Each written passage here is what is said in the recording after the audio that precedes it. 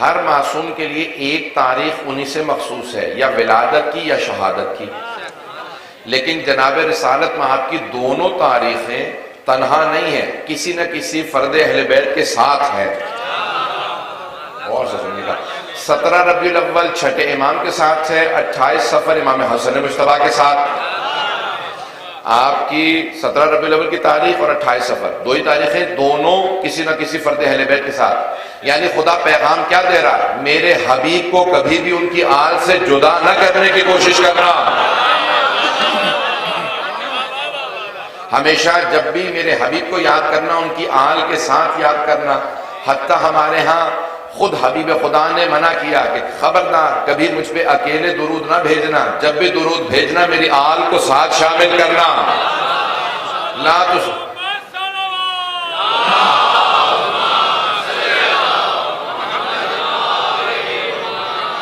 توجہ ہے، جناب حبیب خدا کی حدیث ہے نا کہ آپ نے فرمایا لا تصلوا علیہ صلاۃ البترا، مجھ پہ دم بریدہ درود مت بھیجنا۔ قیل یا رسول اللہ ما صلاۃ البترا، یہ دم بریدہ صلوات کیا ہے؟ تو آپ نے فرمایا جہاں مجھ پہ درود بھیجو میری آل کو شامل نہ کرو۔ میرا دشمن ہمیشہ مجھے اب تک کہا کرتا تھا اللہ نے مجھے آل نصیب کی ہے، میری آل کو ہمیشہ میرے ساتھ درود میں شامل کرنا، کبھی نہ کہنا اللہم صلی علی محمد، ہمیشہ کہنا اللہم صلی علی محمد و آل محمد، آل کو ہمیشہ شامل رکھنا۔ جناب حبیب خدا کے 1000 سے زیادہ معجزات ہماری کتب تاریخ میں اور حدیث میں آئے ہیں، 1000 سے زیادہ معجزات جو آپ نے دکھائے ہیں، لیکن 24 معجزات رسول خدا کے جسد مطہر میں تھے۔ آپ کے جسم مبارک میں 24 معجزات تھے۔ میں کوشش کروں گا کہ آج صرف اور صرف ان معجزات میں سے چند معجزات پیش کروں۔ سننا پسند فرمائیں گے تمام حضرات؟ تو آپ کے سامنے صرف جناب رسالت میں آپ کے جو جسد مطہر میں معجزات ہیں وہ معجزات پیش کروں گا، اور پھر شہداء کربلا کے مصائب کو پیش کروں گا۔ 72 تابوت ہے، مجھے پورا احساس ہے کہ لوگ مصائب سننے دور دور سے آئے ہیں، تفصیل سے مصائب پیش کروں گا، لیکن چند جملے فضائل کے سن لیجیے۔ حبیب خدا کے بدن مبارک میں، جسم مبارک میں 24 معجزات ہیں۔ جو معجزات دکھائے وہ الگ ہیں، جو جسم مبارک میں تھے وہ 24 معجزات ہیں۔ بلند قامت سے بلند قامت آدمی جب رسول خدا کے سامنے آتا تھا تو سر سے لے کے گردن تک چھوٹا نظر آتا تھا۔ خالق کو یہ منظور نہیں تھا کوئی ان سے اونچا نظر آئے۔ تو اب حبیب خدا کا ایک معجزہ یہ تھا کہ بلند قامت سے بلند قامت آدمی ان سے چھوٹا نظر آتا، جہاں سے گزرتے تھے آپ کا سایہ نظر نہیں آتا تھا، سر پہ ہمیشہ ایک ابر رہا کرتا تھا۔ خالق کو یہ منظور نہیں تھا کہ ان کے سائے پہ بھی کسی کے پاؤں آ جائیں، بھائی خالق کو یہ منظور نہیں تھا ان کے سائے پہ پاؤں آئیں۔ اب اگر حبیب خدا کچھ نواسوں کو کاندھوں پہ سوار کرے تو خالق کی اجازت تھی نا۔ غور سے سنتے رہیں گے، میں بہت تیزی سے آگے بڑھتا رہوں گا۔ تو اب حبیب خدا کے جسد مطہر میں 24 معجزات ذکر کیے ہیں۔ بعض اوقات کچے پہ چلتے تھے، ریت پہ مٹی پہ چلتے تھے، پائے مبارک کے نشان نہیں بنتے تھے، اور بعض اوقات چٹانوں پہ قدم مبارک رکھتے جاتے تھے، نشان بنتے جاتے تھے۔ جب پوچھا صحابہ نے یا رسول اللہ یہ آپ کی کچھ جگہ پہ نشان بنتے کچھ جگہ نشان نہیں بنتے، کہا مجھے پورا اختیار ہے کہاں میرا نقش پا رہے کہاں نہ رہے۔ جسے پاؤں کے نشان پہ پورا اختیار ہے اسے دلوں پہ کیسے اختیار نہیں؟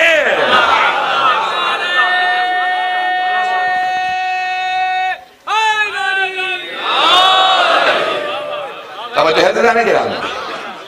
اب حبیب خدا کے جسد مطہر سے متعلق، جسم مبارک سے متعلق جو معجزات لکھی ان میں سے ایک معجزہ لکھا ہے کہ رسول خدا کے بدن مبارک سے جو پانی مس کر جاتا تھا وہ شفا کا سبب بنتا تھا۔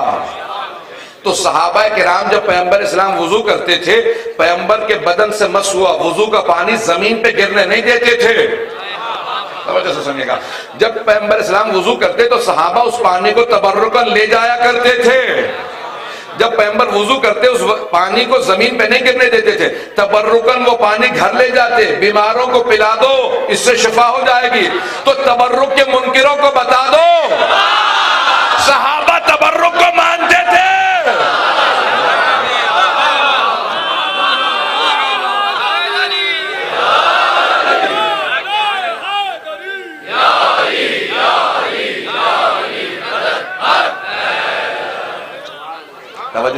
گرامی؟ تو اب تبرکن صحابہ بھی اس پانی کو گھر لے جایا کرتے تھے کیونکہ پیغمبر کے بدن مطہر سے مس ہو گیا تھا۔ ایک زندہ معجزہ پیغمبر اسلام کا جسد مطہر میں یہ تھا کہ کوئی اگر بیمار آتا آپ اپنا لعاب دہن لگا دیتے، شفا مل جاتی۔ اگر پانی کنویں کے اندر خشک ہو جاتا، اپنا لعاب دہن ڈالتے، پانی کنویں کے اندر بھر جاتا۔ اگر پانی کھارا ہوتا تھا، لعاب دہن ڈالتے تھے، پانی میٹھا ہو جاتا تھا۔ جس کے لعاب دہن کا اثر ایسا ہو، اس کے خون کا اثر کیسا ہوگا؟ اب 24 معجزات لکھے ہیں، میں بہت تیزی سے گزر رہا ہوں۔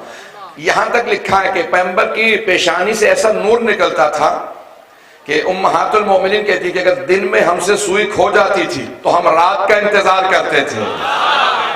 رات میں تو اور زیادہ تاریکی ہوتی ہے، کہ نہیں، رسول خدا رات میں تشریف لاتے تھے، جو دن کی روشنی میں سوئی نہیں ملتی تھی رات میں پیغمبر کی پیشانی کے نور میں مل جاتی تھی۔ تو لوگوں سے کہو اگر ہمت ہے اور کہو محمد ہم جیسے۔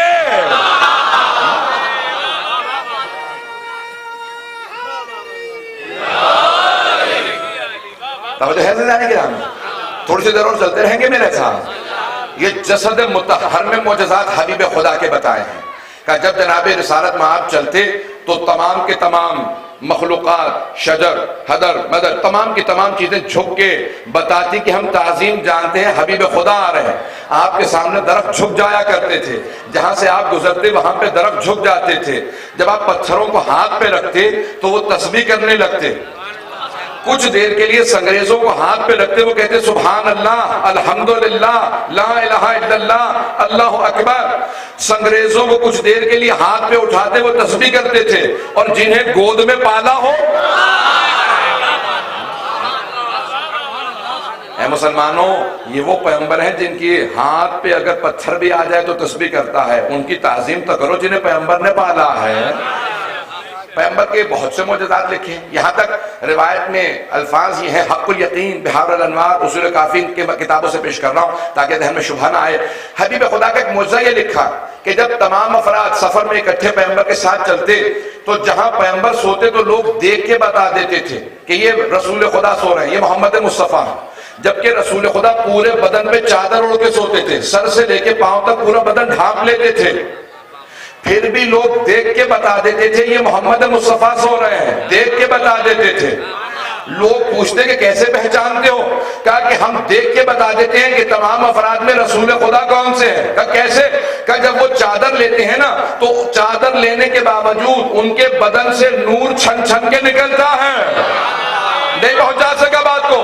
سارے مجمع کی آخر تک توجہ ہو، جب پیغمبر سوتے تو ایک چادر سیاہ رنگ کی اوڑھ لیتے، چادر سے بھی نور چھن چھن کے نکلتا جس سے پتہ چلتا محمد مصطفیٰ سو رہے ہیں۔ تو مجھے کہہ لینے دے، اگر حبیب خدا کو شب ہجرت کسی کو اپنے بستر پہ سلانا ہو تو کسی ایسے کو سلائیں گے جس کے بدن سے ویسا نور نکلتا ہو۔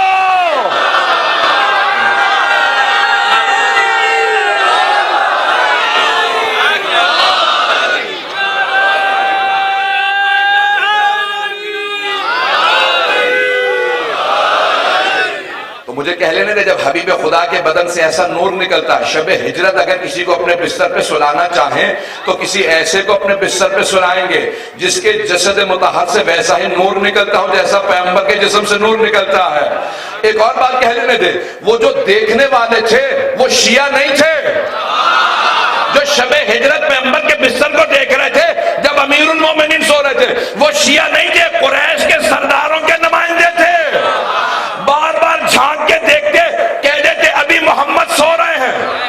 بھائی 19-20 کا فرق نہیں تھا نور میں، وولٹیج میں بھی فرق نہیں تھا۔ بھائی ان کا نور زیادہ، ان کا کم، پتہ نہیں توجہ ہے یا نہیں؟ بہت سے لوگ پتہ نہیں کیا کچھ کہہ جاتے ہیں، رسول خدا کا قد بڑا تھا، علی کا قد چھوٹا تھا، اسے کہنا تو کیمرہ لے کے وہیں کھڑا تھا۔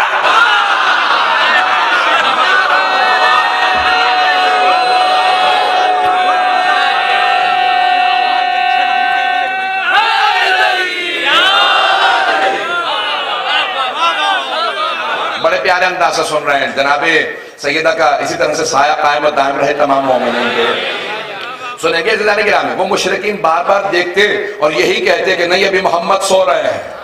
دیکھنے والے مسلمان نہیں تھے، مومن نہیں تھے، علی کے شیعہ نہیں تھے، لیکن دیکھ کے یہی کہتے تھے نور وہی ہے جس کے نور کی شعائیں بتا رہی ہیں۔ تو حبیب خدا نے جناب امیر کو بستر پہ سلایا، وقت نہیں کہ تفصیل میں جا سکوں، لیکن واحد میرے مولا ہے کہ جب ایک مرتبہ تمام کے تمام مشرکین کے نمائندگان نے 40 لوگوں کے 40 قبیلوں کے نمائندگان نے فیصلہ کر رکھا تھا کہ جیسے صبح ہوگی میں ایک آدمی کا چادر اتاروں گا، سب نیزے مار دینا۔ ایک مرتبہ چادر ہٹی، نیزے چلنا چاہتے تھے، ایک آدمی نے کہا رک جاؤ، یہ محمد نہیں علی ہے۔ نیزوں کے سائے تھے، علی سے پوچھا محمد کیا کہاں ہے؟ کہ میرے پاس امانت رکھوا کے نہیں گئے تھے۔ اتنے اطمینان سے صرف شیر خدا بات کر سکتے ہیں۔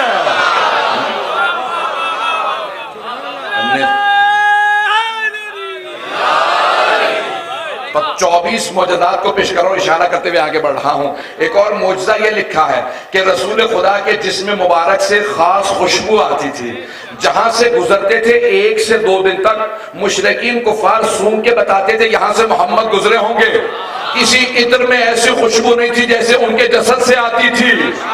تو اب سمجھ میں آیا نا، یہ حدیث قصہ میں امام حسن حسین جب گھر میں آئے تو جناب سیدہ سے کہا انی اشم عندک رائحۃ طیبۃ کأنہا رائحۃ جد رسول اللہ۔ مادر گرامی آپ کے پاس سے ایسی خوشبو آ رہی ہے جیسی نانا کے جسم سے آتی ہے۔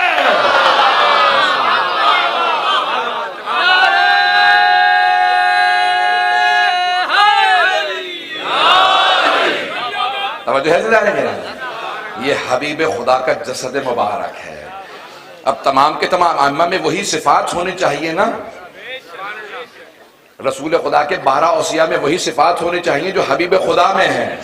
میں 2 جملے کہہ کے آگے بڑھوں گا، پھر انشاءاللہ دوبارہ اس نتیجے کو آپ کے سامنے لاؤں گا۔ جسد مطہر میں یہ معجزات ہیں، جسم مبارک میں معجزات ہیں۔ رسول خدا کے بدن سے خاص خوشبو آتی تھی، یہاں تک تاریخ کے الفاظ ہیں کہ صحابہ رسول خدا سے سوال کرتے یا رسول خدا اس مقام پہ بے انتہا کیڑے مکوڑے ہیں، حشرات الارض ہیں، مچھر مکھیاں ہیں، ہمارے سب پہ یہ مچھر مکھیاں بیٹھتے ہیں، یہ آپ کو کیوں تنگ نہیں کرتے؟ کہ میرے چاروں طرف ایک حصار ہے، یہ میرے قریب نہیں آتے، انہیں بھی پتا تھا کہاں بیٹھنا ہے۔ اگر بات پہنچ رہی ہو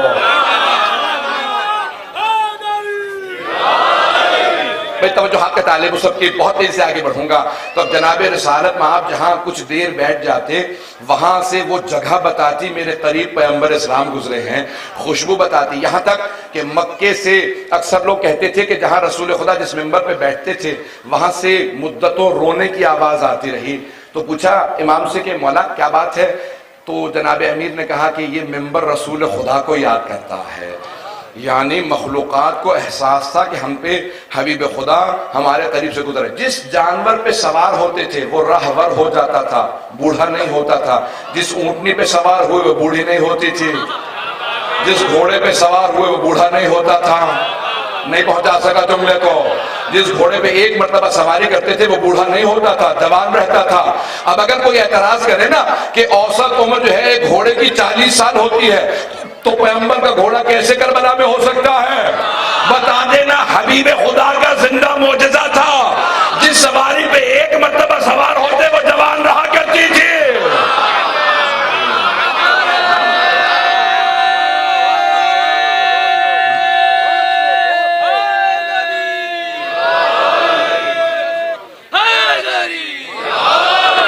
سب کی توجہ ہے میرے ساتھ؟ تعزیران گرامی حبیب خدا کے جسد مطہر کے آثار ایسے تھے کہ سب کو بتاتے تھے، آثار بتاتے تھے کہ آپ حبیب خدا ہیں۔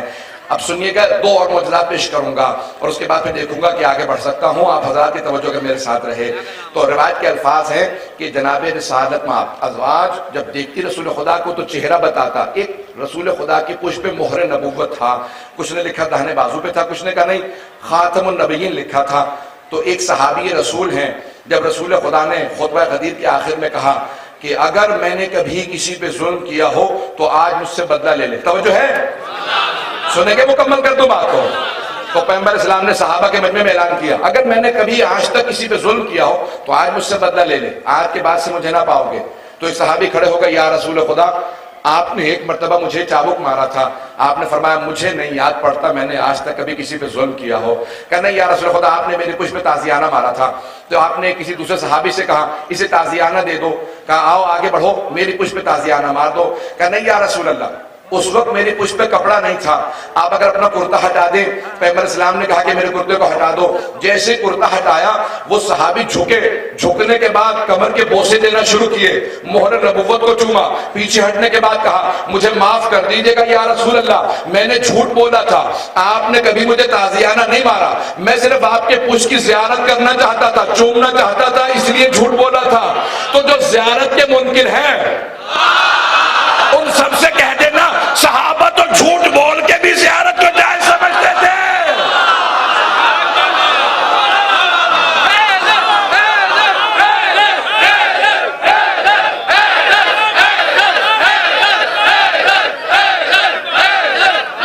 توجہ ہے سیدھانے کے رہا ہے۔ بس ایک آخری پہلو کو پیش کر رہا ہوں، اس کے بعد پھر چند اور مطالب پیش کروں گا، پھر مسائل کی طرف آ جاؤں گا، تفصیل سے مسائل پیش کرنا چاہتا ہوں۔ جانتا ہوں تاخیر بہت ہو چکی ہے، میرے بھائیوں، میرے بزرگوں، میرے بچوں، جناب حبیب خدا کے تمام معجزات میں آپ کو آپ کی رسول خدا کی آل ہمیشہ آپ سے وابستہ نظر آئے گی۔ اب یہاں پہ جناب ام حبیبہ ہیں، بہت رتبہ ہے جناب ام حبیبہ کا، زوجہ رسول ہیں رضی اللہ عنہا، بہت مقام ہے۔ فتح مکہ پہ باپ نے فیصلہ کیا کہ میں بھی مسلمان ہونا چاہتا ہوں۔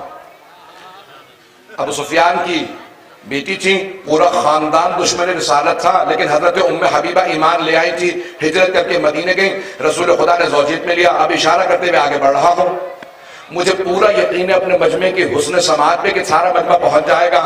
جب فتح مکہ پہ مجبوراً باپ نے ایمان قبول کیا تو بیٹی سے ملنے کے لیے گیا، جیسے پہنچا تو کہا کہ بیٹی ملنے کے لیے آیا تھا، کہا یہ تشریف رکھیں۔ جب بیٹھنے لگے تو کہا بابا جان رک جائیں، یہاں نہیں بیٹھ سکتے۔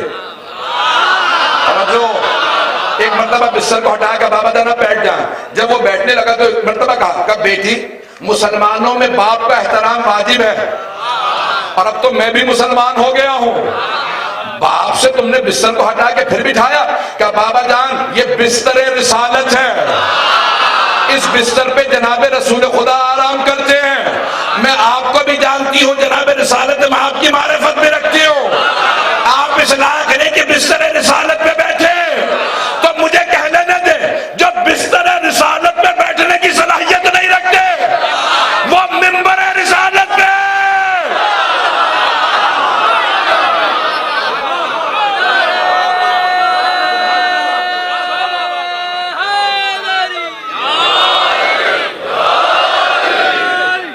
جناب سیدہ اسی طرح سے سلامت رکھے تمام مومنین کو۔ یقین معنی پڑھنے کا بہت ہی کر رہا ہے، لیکن جانتا ہوں کہ جس اثرات سے کہاں کہاں تک لوگ کھڑے ہیں، آپ حضرات کا جناب سیدہ آنا قبول فرمائیں۔ اب سنیں گے بہت سے لوگوں نے جناب رسالت میں آپ سے متعلق لکھا ہے نا کہ بھائیوں نے ہمارے کہ اللہ نے وہ تمام چیزیں، ہمارا نظریہ یہ ہے کہ اللہ نے جتنے معجزات سارے انبیاء کو دیے تھے، وہ سارے جتنے معجزات تھے اس سے زیادہ جناب رسالت میں آپ کو معجزات، اس سے زیادہ جناب ختمی مرتبہ کے پاس معجزات تھے۔ لیکن بعض مسلمانوں نے یہ لکھا کہ جناب رسالت میں آپ کو اللہ نے شہادت نہیں دی۔ ہمارا نظریہ یہ نہیں ہے، ہمارا یہ ہے کہ یہ 14 معصومین یا تلوار سے یا زہر سے شہید کیے جاتے ہیں۔ اب اس کی تفصیل میں نہیں جاؤں گا، لیکن ان کا نظریہ یہ ہے، وہ کہتے ہیں کہ نہیں، اللہ نے جناب رسالت میں آپ کو شہادت نہیں دی، جبکہ بہت سے انبیاء شہید ہیں۔ سن رہے ہیں سب لوگ غور سے؟ ہے توجہ آخر تک سارے مجمع کی میرے ساتھ؟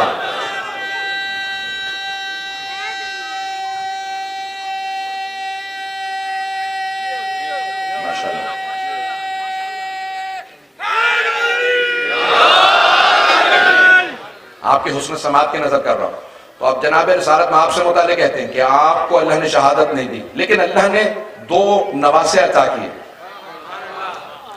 حسن اور حسین علیہ السلام۔ توجہ رکھیے گا ذرا گرامی، وقت زیادہ نہیں ہے، میں سب کا احترام کرتا ہوں، کسی کے بھی دل شکنی نہ ہو جائے۔ تو کہا 2 نواسے دیے اللہ نے، شہادت کی بھی 2 قسمیں ہیں،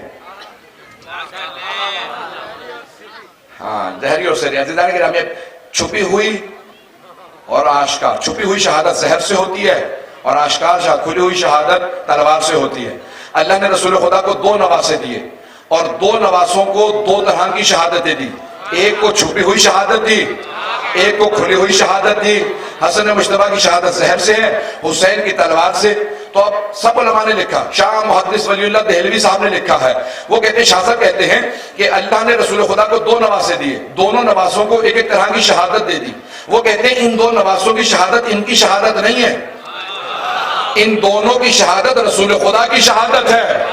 میں کہتا ہوں شاہ صاحب بالکل صحیح کہتے ہیں، شاہ محدث ولی اللہ دہلوی نے کہا کہ حسن حسین کی شہادت ان کی شہادت نہیں ہے، رسول خدا کی شہادت ہے۔ تو مجھے کہہ لینے دیں، اگر امام حسن حسین کی شہادت ان کی شہادت نہیں، رسول خدا کی شہادت ہے، تو پھر ان دونوں کا قاتل رسول خدا کا قاتل ہے، اور رسول خدا کا قاتل رضی اللہ عنہ نہیں ہو سکتا۔